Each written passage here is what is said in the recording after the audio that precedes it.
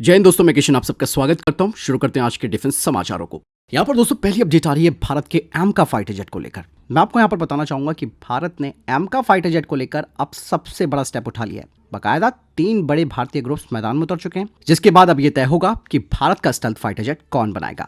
दरअसल दोस्तों एमका के डिजाइन कम प्रोडक्शन पार्टनर के लिए बिड्स ऑफिशियली सबमिट हो गई हैं, जिसमें कि Tata advance systems, Larsen and Toubro group और भारत फोर्ज ग्रुप ने अपने अपने प्रपोजल्स जमा कर दिए। अब इनमें से किसी एक कंसोर्टियम को एमका बनाने के लिए चुना जाएगा। एमका जो कि भारत का अपना 5th जनरेशन का सेल्फ फाइटर जेट है। एमका फाइटर जेट में इंटरनल वेपन बे भी होगा, advance I saw radar, electronic warfare system और सेंसर फ्यूजन जैसी टेक्नोलॉजीज इसमें जोड़ी जाएंगी।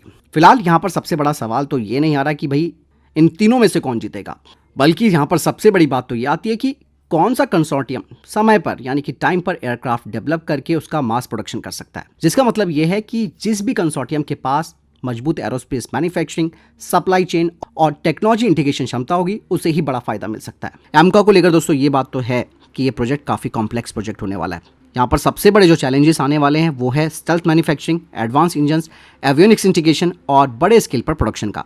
इसलिए फाइनल एयरक्राफ्ट तक पहुंचने में टाइम भी लग सकता है और लगातार टेस्टिंग भी होगी।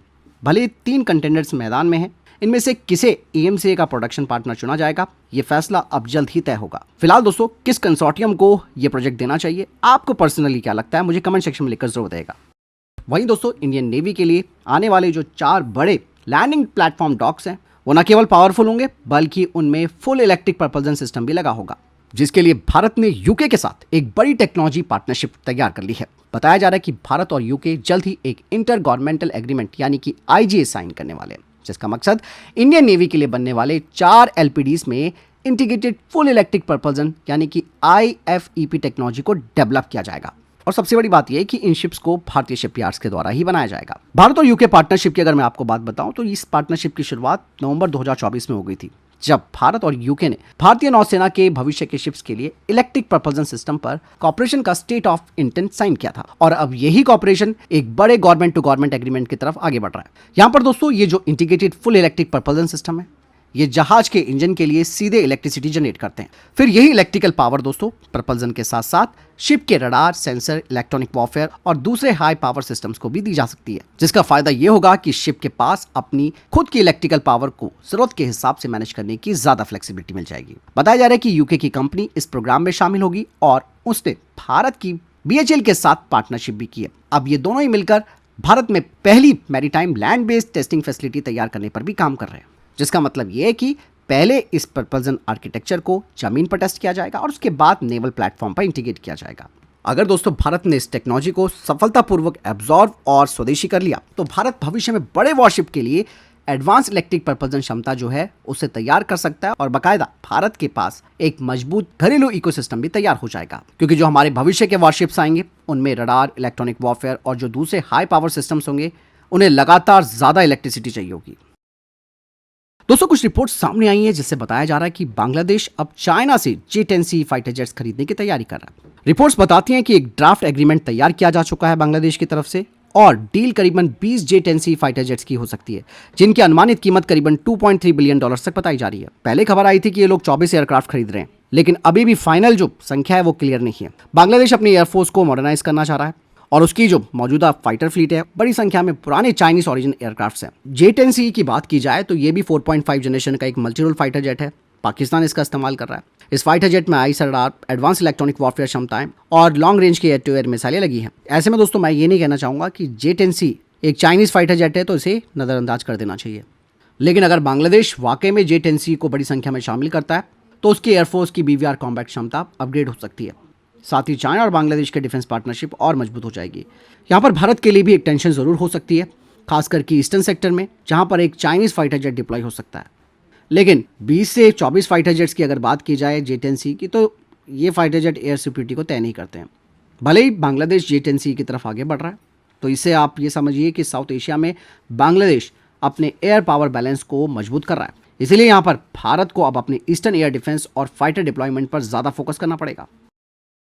दोस्तों भारत के एमका फाइटर जेट के लिए एक ऐसी इंजन डील सामने आई है जो अगर वाकई में पूरी हुई तो भारत को सिर्फ फाइटर इंजन नहीं मिलेगा बल्कि उसकी पूरी टेक्नोलॉजी और इंटेलेक्चुअल प्रॉपर्टी राइट यानी कि आईपी भी मिल सकता है। आपको मैं बता दूं कि यूके की रोल्स रॉयस भारत के एमका फाइटर जेट के लिए 100% टेक्नोलॉजी ट्रांसफर और आईपीआर राइट्स देने की पेशकश कर रही है। इवन यहाँ पर जो ब्रिटिश अधिकारी हैं उन्होंने भी कहा है कि ये टेक्नोलॉजी एक India UK inter government agreement के तहत दी जाएगी। और सबसे बड़ी बात यहाँ पर ये रहेगी कि ये इंजन अमेरिका के आईटीआर रिस्ट्रिक्शन से फ्री रहेगा। और एएमसी फाइटर जेट के इंजन के लिए रॉल्स रॉयस के अलावा आप सबको मालूम है कि फ्रांस के साफरान भी है। लेकिन यहाँ पर रॉल्स रॉयस जिस इंजन का प्रस्ताव भारत को दे रहा है वो शुरुआत में 120 से ज्यादा किलोन्यूटन थ्रस्ट देने के लिए डिजाइन होगा। इंटरेस्टिंग बात तो यहाँ पर यह है कि भविष्य में इसे लगभग 145 किलोन्यूटन थ्रस्ट तक ले जाया जा सकता है।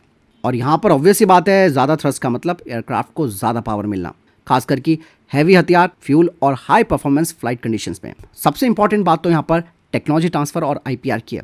अगर एग्रीमेंट में बताई गई सभी शर्तें पूरी होती हैं या लागू होती हैं तो भारत सिर्फ इंजन खरीदने के बजाय उसकी टेक्नोलॉजी को अपने इंडस्ट्रियल इकोसिस्टम में डेवलप करने की क्षमता हासिल कर सकता है। फिलहाल मैं ये कहना चाहूंगा कि ये डील बाकी के जो कन्वेंशनल इंजन डील से उससे अलग हो सकती है। और अगर यहाँ पर रॉल्स रॉयस भारत को कोर टेक्नोलॉजी और आईपीआर देता है तो भविष्य में अपग्रेड्स और नए इंजन डेरिवेटिव्स भारत की डिपेंडेंसी को भी कम कर सकते हैं। एमका के लिए तो हमें एक पावरफुल इंजन चाहिए ही चाहिए, लेकिन साथ ही हमें अपना फाइटर इंजन इकोसिस्टम भी यहाँ पर बनाना है। इसे भविष्य के एमका 2 और दूसरे एडवांस कॉम्बैक्ट एयरक्राफ्ट प्रोग्राम्स के लिए भी टेक्नोलॉजी बेस तैयार हो सकता है। फिलहाल ये बात भी यहाँ पर मैं आपको बता दूं कि 100% टीओटी का मतलब ये मत समझो कि भारत अगले दिन ही स्वदेशी इंजन बना लेगा। यहाँ पर दोस्तों एडवांस फाइटर इंजन बनाने में कई सारी चीज़ों का इस्तेमाल होता है। Single crystal turbine plates, high temperature materials, cooling system, इसके अलावा कंबंशन टेक्नोलॉजी और मैन्युफैक्चरिंग प्रोसेस, और ये सारी चीज़ें काफ़ी कॉम्प्लेक्स होती है। इन टेक्नोलॉजीज को ऑब्जर्व करने के लिए भारत में मास प्रोडक्शन कैपेबिलिटी बनाना एक लंबा और चैलेंजिंग प्रोसेस भी होगा। और ऑलरेडी दोस्तों जो टारगेट रखा गया है इस इंजन का वो 2034 के आसपास रखा गया है, तो इसे आप शॉर्ट टर्म सॉल्यूशन तो नहीं मान सकते।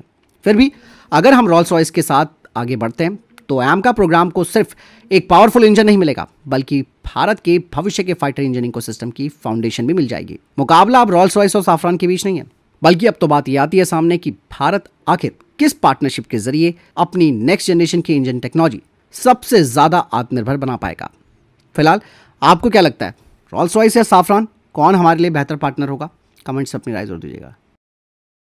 वहीं दोस्तों अब भारतीय सैनिक दुश्मन के ड्रोन्स और जो लो फ्लाइंग एयरक्राफ्ट्स हैं उन्हें अब कंधे से ही निशाना बना सकते हैं। डीआरडीओ अब एक नए shoulder fired very short range air defence system missile पर काम कर रहा है, जिससे कि भारतीय सेना की जो एयर डिफेंस है वो और ज्यादा मोबाइल बन सकती है। कुछ रिपोर्ट्स में दोस्तों बताया गया है कि डीआरडीओ ने यह बात कंफर्म कर ली है कि वो मौजूदा very short range air defence system का एक शोल्डर फायर वेरिएंट को तैयार कर रहा है, जिसमें कि सैनिकों को अब ट्राइपॉड लॉन्चर की जरूरत नहीं होगी और सैनिक सीधे कंधे से उन्हें फायर कर सकते हैं। हमारे पास जो मौजूदा very short range air defence system है, जिसे कि डीआरडीओ की रिसर्च सेंटर इमरात ने तैयार किया है, इसका इस्तेमाल भी लो एल्टीट्यूड पर आने वाले ड्रोन्स, हेलीकॉप्टर्स और एयरक्राफ्ट जैसे टारगेट्स के खिलाफ किया जा सकता है। इवन दोस्तों 2026 यानी कि इसी साल लगातार 3 फ्लाइट ट्रायल्स इसके किए गए, जिसमें कि इसने हाई स्पीड वाले टारगेट्स को सफलतापूर्वक इंटरसेप्ट भी किया। फिलहाल यहाँ पर दोस्तों जो मौजूदा मिसाइल है उसका वेट है 20.5 किलोग्राम का और ये dual band imaging infrared Sikar का इस्तेमाल करती है। इसकी इंगेजमेंट रेंज की अगर मैं बात करूँ तो वो लगभग 250 मीटर से 6 किलोमीटर तक बताई गई है और करीबन 3.5 किलोमीटर एल्टीट्यूड तक टारगेट को ये एंगेज कर सकती है। ऐसे में दोस्तों ट्राइपॉड लॉन्चर और साइटिंग सिस्टम के साथ ये जो पूरा डिप्लॉयड सिस्टम होता है उसका वेट करीबन 40 किलोग्राम तक पहुंच जाता है। यही वजह है कि डीआरडीओ अब इसे लाइट वेट बनाने पर काम कर रहा है। यहाँ पर मैं कहना चाहूँगा कि सबसे बड़ा चैलेंज केवल मिसाइल को ट्राइपॉड से अलग करने का नहीं है, बल्कि अब डीआरडीओ को मिसाइल का वजन लगभग 15 से 18 किलोग्राम तक लाने के लिए जो रॉकेट मोटर और सीकर जैसे कंपोनेंट्स हैं उन्हें कॉम्पैक्ट और हल्का बनाना होगा। और अगर डीआरडीओ ये काम कर लेता है तो सैनिकों के लिए इसे कैरी करना, डिप्लॉय करना और फायर करना काफ़ी आसान हो जाएगा। और इस नए सिस्टम का सबसे बड़ा फायदा भारतीय सैनिकों को पहाड़ों और फॉरवर्ड एरिया में मिल सकता है, क्योंकि आज आप देख रहे होंगे कि ड्रोन बैटलफील्ड का हिस्सा बन चुके हैं। इसीलिए हमारी इन्फेंट्री यूनिट्स के पास एक light weight man portable air defence missile होना बहुत ज़रूरी है, जो कि उन्हें लो फ्लाइंग थ्रेट्स के खिलाफ ज़्यादा फ्लेक्सिबिलिटी दे सकती है। इवन इसके जरिए भारत पुराने इगला और इगला 1M जैसे मैन पैड्स को धीरे धीरे रिप्लेस भी कर सकता है। फिलहाल अभी ये जो नया very short range air defence system है वो अपने डेवलपमेंट फेज में है। सबसे बड़ा चैलेंज यहाँ पर वजन को कम करने का रहेगा, साथ ही साथ सीकर की परफॉर्मेंस, रेंज, रिलायबिलिटी, मतलब मिसाइल को हल्का बनाना काफ़ी नहीं है यहाँ पर, बल्कि इसे बैटलफील्ड में रिलायबल और आसानी से इस्तेमाल करने लायक भी बनाना होगा। दोस्तों भारतीय सेना अपने पुराने और भरोसेमंद T-72 टैंक्स को एक नया लाइफ देने वाली है। रक्षा मंत्री राजनाथ सिंह जी ने जबलपुर में T-72 ओवरहॉल प्रोजेक्ट की शुरुआत की है। इस प्रोजेक्ट का मकसद है भारतीय सेना के T-72 टैंक्स को ओवरहॉल करके उनकी ऑपरेशनल लाइफ और कॉम्बैट रेडीनेस को बनाए रखना है। T-72, जिसे भारतीय सेना में अजय के नाम से जाना जाता है, लंबे समय से भारतीय सेना के आर्मर्ड फ्लीट का एक महत्वपूर्ण हिस्सा है। और यहाँ पर ओवरहॉल का मतलब केवल टैंक की सफाई या रिपेयर करना नहीं होगा, बल्कि इसमें टैंक के जो महत्वपूर्ण सिस्टम्स और कंपोनेंट्स हैं उन्हें चेक, रिपेयर और जरूरत के हिसाब से रिप्लेस या रिस्टोर भी किया जा सकता है, ताकि टैंक लंबे समय तक ऑपरेशनल रह सके। भले T-72 पुरानी जनरेशन का टैंक है, लेकिन भारत के पास ये बड़ी संख्या में, इसीलिए पुराने टैंक्स को तुरंत रिप्लेस करना प्रैक्टिकल काम नहीं होगा। ओवरहॉल के जरिए भारतीय सेना एग्जिस्टिंग टैंक्स की सर्विस लाइफ बढ़ा सकती है और साथ ही नए प्लेटफॉर्म्स आने तक आर्मर्ड यूनिट्स की जो रेडीनेस है उन्हें बनाए रख सकती है। सबसे बड़ी बात यहाँ पर यह है कि इस प्रोजेक्ट से भारतीय सेना को तो फायदा मिलेगा ही मिलेगा, साथ ही जबलपुर में टैंक ओवरहॉल कैपेबिलिटी बढ़ाने से डिफेंस मेंटेनेंस और स्वदेशी मिलिट्री सपोर्ट इकोसिस्टम भी मजबूत होगा। एक बात यहाँ पर मैं आपको कहना चाहूंगा, भले ही ओवरहॉल करने से पुराने टैंक को आप पूरी तरीके से नए जनरेशन के टैंक पे तो नहीं बदल सकते, क्योंकि T-72 रशियन डिजाइन है, उसकी खुद की अपनी क्षमताएं, इसीलिए हमें लॉन्ग टर्म में मॉडर्न प्लेटफॉर्म्स की जरूरत होगी। फिलहाल मैं आपसे पूछना चाहूंगा, क्या आपको लगता है कि भारत को T-72 को ज्यादा समय तक अपग्रेड करना चाहिए या फिर भारतीय सेना को तेजी से नई जनरेशन के टैंक्स की तरफ शिफ्ट करना चाहिए? हालांकि काफी सारे प्रोजेक्ट चल रहे हैं, लेकिन वो टाइम पे आने भी जरूरी होंगे। आपको क्या लगता है, वैसे कमेंट सेक्शन में लिखकर जरूर बताइएगा। तो ये था अभी तक के टॉप डिफेंस अपडेट्स। वीडियो के सामने कोई प्रश्न जवाब है, आपको कोई सवाल है, कमेंट सेक्शन में लिखकर जरूर पूछेगा। वीडियो को लाइक और शेयर जरूर कीजिएगा। ख्याल रखिएगा अपना। जय हिंद, वंदे मातरम।